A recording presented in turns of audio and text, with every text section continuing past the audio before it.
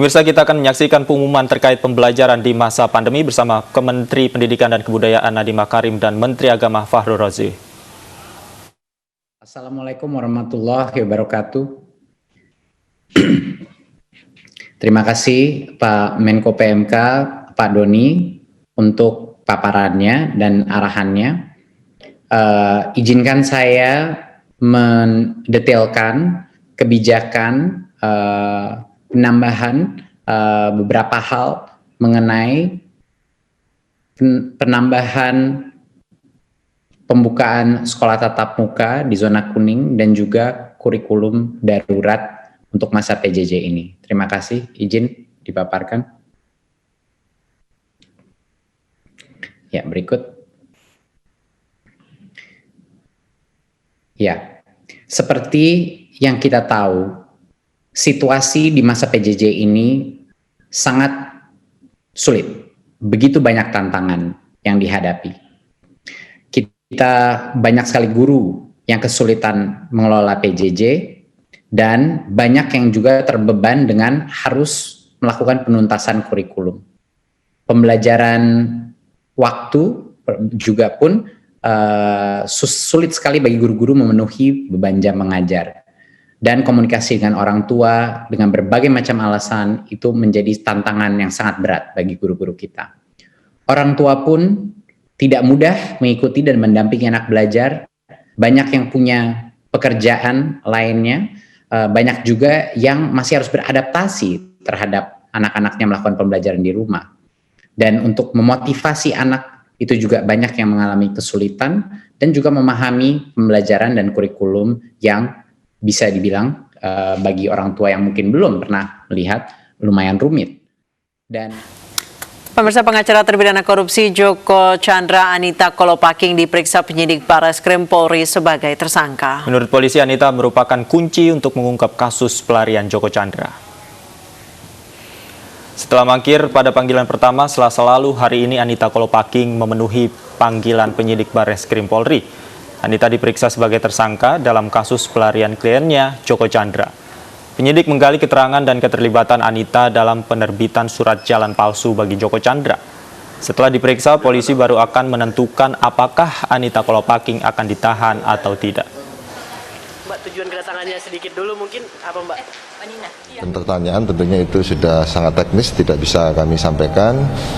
Silakan nanti bersabar karena memang hari ini seluruhnya akan kita tuntaskan terkait dengan apa yang selama ini perannya ADK dalam kasus surat palsu yang melibatkan BJU-PU. Yang jelas memang kemarin rekan-rekan beberapa ada yang menanyakan terkait dengan statusnya Joko Chandra sendiri karena memang ADK ini kunci. Kenapa kita sampaikan kunci? Karena selama ini hubungan antara Joko Chandra kemudian BJPU semuanya melalui ADK. Jadi ini yang bersangkutan ini yang menjembatin selama ini terkait dengan kasus surat. Status perkara dugaan aliran dana dalam penghapusan Red Notice Joko Chandra telah dinaikkan ke tahap penyidikan. Diduga ada pejabat negara yang menerima gratifikasi sehingga Joko Chandra bebas melintas selama Mei hingga Juni 2020.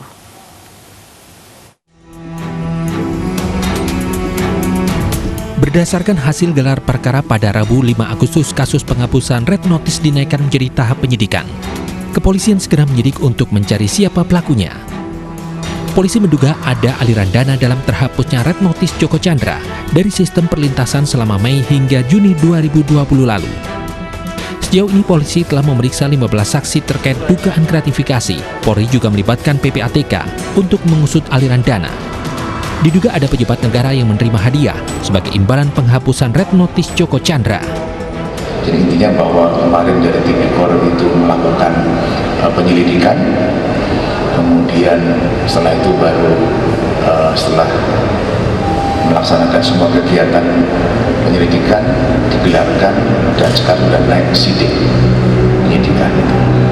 Jadi konstruksi hukum yang terhadap tindak pidana yang dipersangkakan yaitu dugaan penerimaan hadiah oleh penyelenggara negara terkait pengurusan penghapusan Red Notice atas nama Joko Sugiarto Tjandra yang terjadi sekitar bulan Mei 2020 sampai dengan bulan Juni 2020. Untuk kasus Tipikor ini juga tentunya nanti akan kita memeriksa semua yang berkaitan dengan apa yang telah kita lakukan penyelidikan.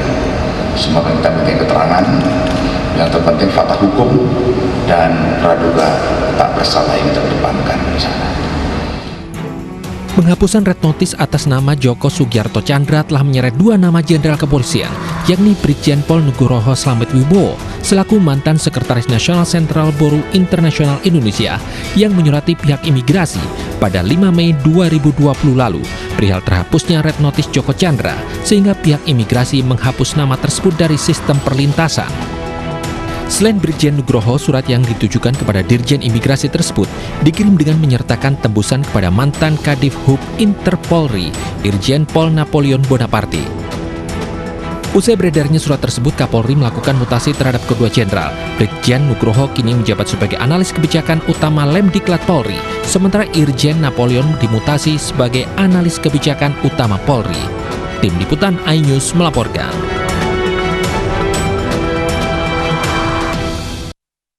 Masyarakat Anti Korupsi Indonesia atau MAKI menyerahkan bukti dugaan gratifikasi yang diduga diterima Oknum Jaksa Pinangki Sina Malasari. Pinangki diduga pernah bertemu terpidana korupsi Joko Tjandra di luar negeri.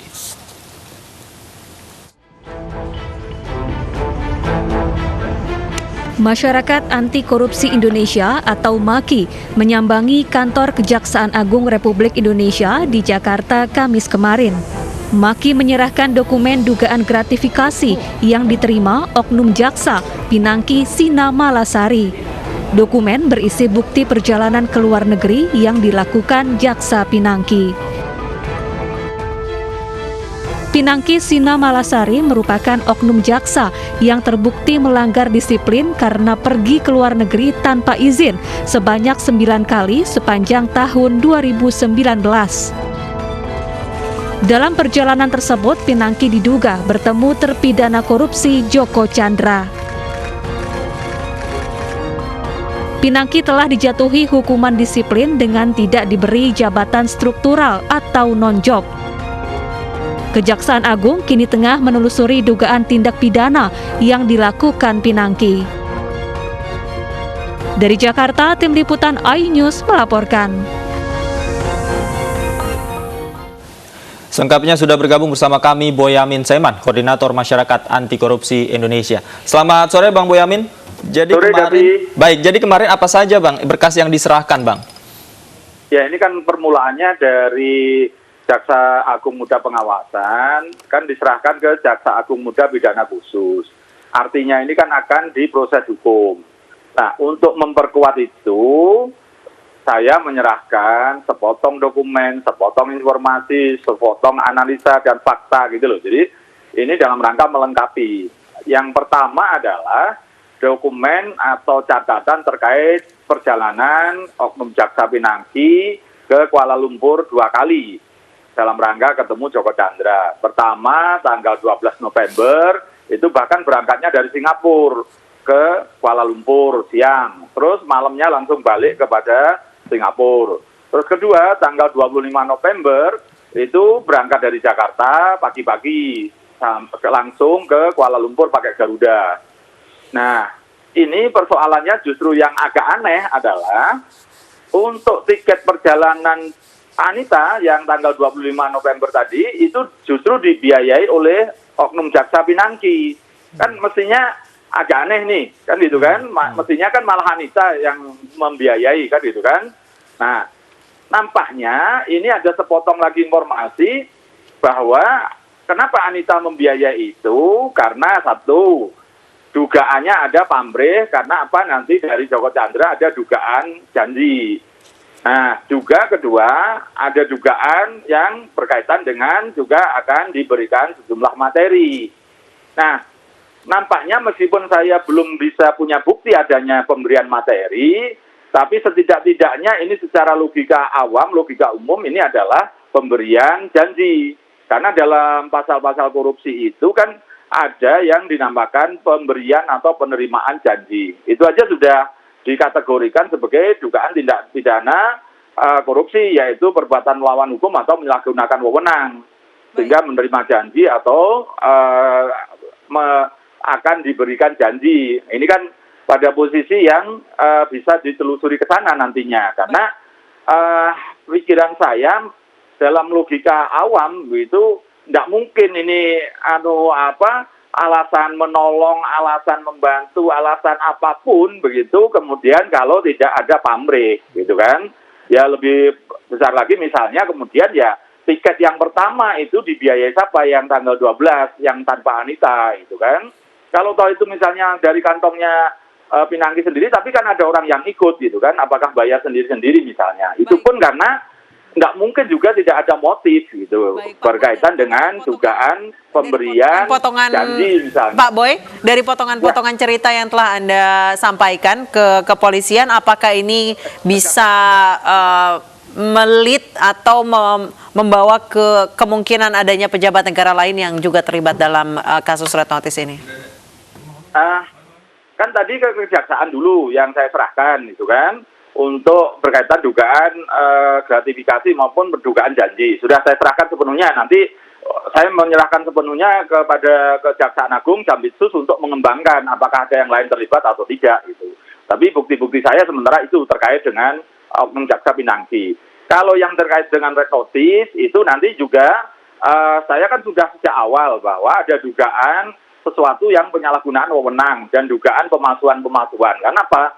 Kejaksaan Agung masih meminta DPO kok gitu kan, dan ini justru di NCB Interpol itu malah justru meminta dihapuskan status red notice gitu kan, dan juga akhirnya cekal juga dihapus gitu kan. Nah ini justru Bareskrim sudah selangkah lebih maju karena sudah penyidikan. Artinya itu kan berarti dugaan adanya aliran dana itu sangat kuat gitu kan. Kalau di Kejaksaan Agung kan baru penyelidikan itu. Baik, Bang Boy, tadi Anda katakan bahwa Jaksa Pinangki ini 2 kali berangkat ke Malaysia dari Singapura dan juga dari Jakarta. Apakah ketika keberangkatan ini Jaksa Pinangki hanya sendiri atau turut didampingi mungkin dengan oknum jaksa yang lain atau pejabat kejaksaan yang lain? Catatan saya tidak ada. Justru yang pertama bersama seorang swasta yang katanya pengusaha begitu dari catatan saya. Yang kedua bersama satu orang itu tadi pria yang katanya perusahaan bersama Anita. Jadi belum ada catatan yang terkait dengan oknum jaksa yang lain atau siapapun yang terkait di Kejaksaan Agung.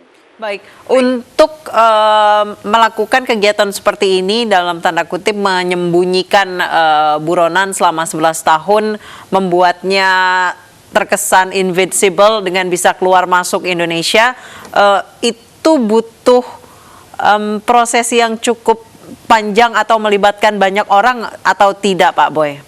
Maksudnya banyak pejabat di kejaksaan maupun di kepolisian menurut Anda? Saya kan mengistilahkan ular kecil dan naga. Kalau melibatkan banyak orang, pasti melibatkan banyak orang. Tapi perannya masing-masing ini apakah dia berdiri sendiri atau bagian dari orkestra. Tapi juga orkestra pun juga melibatkan banyak di luar sana gitu. Bisa aja oknum jaksa ini cuma sendirian.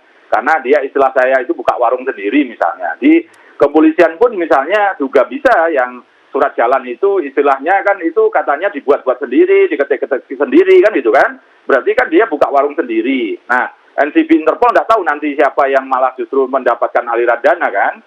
Terus juga imigrasi, itu kan janggal pembuatan paspor misalnya. Itu kan, tapi meskipun sendiri-sendiri tapi kan satu rangkaian gitu. Jadi ini mudah-mudahan gitu kan, Bareskrim maupun Kejaksaan Agung mampu mengungkap kalau memang ada peran orang-orang lain juga. Pasti setidaknya dipanggil sebagai saksi, kalau diduga terlibat ya berarti turut serta melakukan sebuah tindak pidana mulai dari pemalsuan, menyembunyikan buron, menghalangi penegakan hukum, mungkin juga dengan pasal 9 Undang-Undang Pemberantasan Korupsi itu kan pemalsuan berdasarkan kewenangan tanpa harus ada uang yang merugikan negara. Itu juga diatur di Undang-Undang Pemberantasan Korupsi. Apalagi kalau ada dugaan aliran dana gitu. Ini justru lebih parah lagi itu. Menurut Anda Jaksa Pinangki ini bekerja sendiri atau dalam satu tim atau tadi Anda menyebutnya orkestra gitu? Ya kalau dari unsur jaksa, dokumen yang saya punya itu dia baru sendirian. Baik, Bang Boy, tadi meminjam istilah Anda ada ular kecil kemudian naga, artinya memang ada naga yang besar yang mengatur skenario ini sedemikian rupa, begitu menurut Anda, Bang Boy? Ya, ada sih. Aduh, ini ada telepon masuk ini. Sorry. Halo? Ya, silakan, Bang Boy. Ya, kelihatan ya.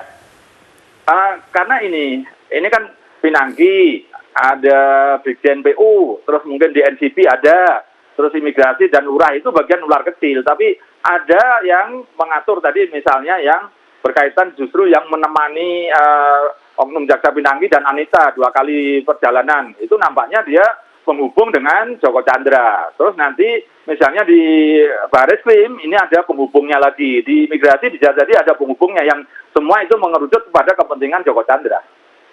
Siapa yang menemani itu tadi, Bang? Halo? Iya, Bang Boy? Ya. Tadi Anda katakan kan, ada yang menemani siapa, Bang? ya tadi yang seorang laki-laki yang pernah kemarin saya sebut oknum itu namanya R, orang swasta dan pengusaha ini. Nah, ini kan sudah mulai mengerucut, mulai ada swastanya dan pengusaha. Itu kan berarti sementara Joko Chandra juga pengusaha besar. Paling tidak ada pengusaha second lainnya kan itu kan. Ya, kalau bicara ujungnya naga ya tetap Joko Chandra karena yang berkepentingan kan Joko Chandra. Baik, Pak Boy, menurut Anda selama 11 tahun Joko Chandra menjadi buronan, apakah baru tahun ini bulan Mei hingga Juni aja dia kembali ke Indonesia atau melintasi Indonesia, atau dari sebelum-sebelumnya memang sudah tapi tidak terdeteksi saja?